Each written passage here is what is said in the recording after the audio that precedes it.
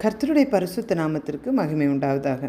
இன்றைய வானமன்னா உபாகமம் 23 அதிகாரம் 14 உன் தேவனாகிய கர்த்தர் உன்னை ரட்சிக்கவும் உன் சத்துருக்களை உனக்கு ஒப்பு கொடுக்கவும் உன் பாளையத்திற்குள்ளே உலாவிக் கொண்டிருக்கிறார். ஆகையால் அவர் உன்னிடத்தில் அசுசியான காரியத்தை கண்டு உன்னை விட்டு போகாதபடிக்கு உன் பாளையம் சுத்தமாய் இருக்க கடவது.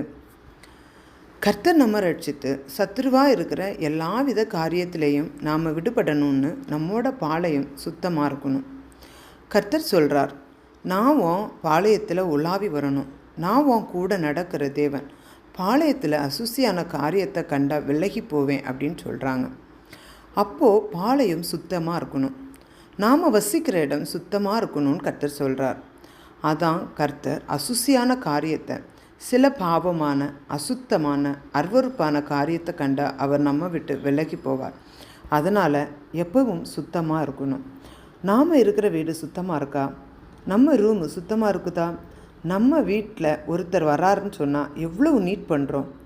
அவர் பரிசுத்தமுள்ள தேவன், பரலோகத்தில் வாசம் பண்ணுகிற அவர் வந்து நம்மோட வாசம் பண்ணி நான் உங்கூட நடக்கிறேன், நான் உங்கூட இருக்கிறேன்னு சொல்கிறாரு. அவர் நம்மோட இருக்கணும்னா நாம் சுத்தமாக இருக்கணும்.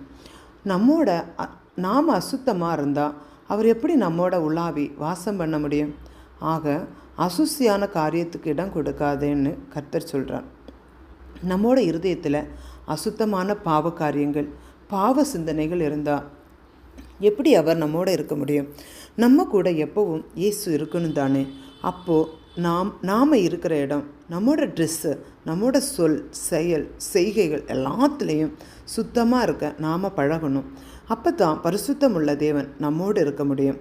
அசுத்தமான அசுசியான எந்த காரியம் இருந்தாலும், கர்த்தர் விரும்பாத அவர் அருவருக்கிற ஏதாவது பொருள், வேண்டாத புக்கு, பாவத்தில் விழத்தள்ளுகிற எந்த காரியம் இருந்தாலும் அதை இப்போவே தூக்கி போடுவோம்.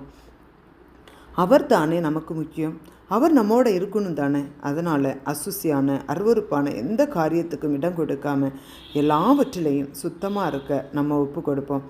அப்போ கர்த்தர் நம்மோட இருந்து நம்ம ஆசீர்வதிப்பார். நம்மோட காரியங்கள் எல்லாவற்றிலையும் கர்த்தர் நமக்கு ஜெயத்தை தந்து நம்மை பூரணமாய் அவருடைய அண்டை சேரும் வரை நம்மை பாதுகாக்கிற தேவனாக இருக்கிறார். இப்போது ஜெபிப்போமா?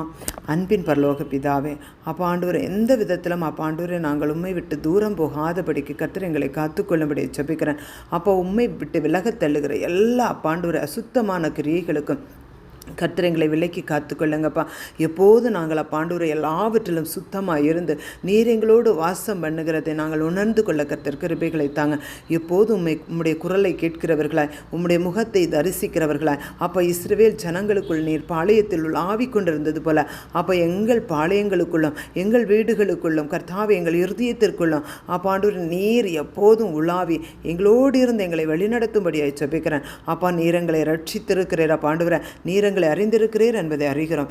இப்போது உம்முடைய பலன் எங்கள் ஒவ்வொருவரையும் ஆளுகை செய்யட்டும். உமக்கு சித்தமில்லாத காரியங்களை இப்போதே அகற்றி போட கர்த்தர் பலனை தாங்க.